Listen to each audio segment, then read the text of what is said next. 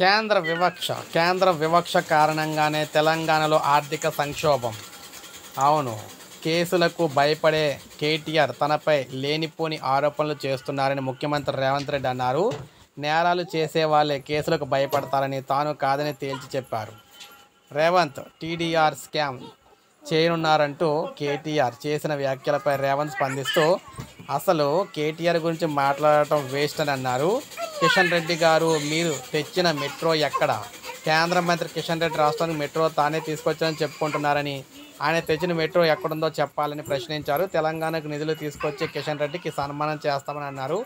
8 మంది బీజేపీ ఎంపీలు ఉన్నా కూడా రాష్ట్రానికి ఒక పైసా కూడా తీసుకురాలేదని రేవంత్ అయితే అన్నారు. తెలంగాణ నుంచి 2 కేంద్ర మంత్రులు ఉన్నా కూడా ఎటువంటి ప్రయోజనం లేదన్నారు. సో రాష్ట్ర అభివృద్ధి కోసం అఖిలపక్ష భేటీ నిర్వహిస్తే రాలేదని దుయ్యబట్టారు. హైదరాబాద్కు కేంద్ర మంత్రి మనోహర్ లాల్ ఖట్టర్ వస్తే ఈటలు వచ్చారు కానీ కిషన్ రెడ్డి రాలేదన్నారు. డిప్యూటీ సీఎం బట్టి విక్రమార్క అఖిల పక్షంపై ఆలస్యంగా సమాచారం అయితే ఇచ్చారని అనుకుందామని, మరి ఖట్టర్ కూడా ముందుగా సమాచారం ఇచ్చి వచ్చారా అని చెప్పి సెటర్లు వేశారు. సో ఈ విధంగా రాష్ట్ర అభివృద్ధిలో ప్రభుత్వం అయితే మనకి సహకరించాలని చెప్పి కోరారనమాట.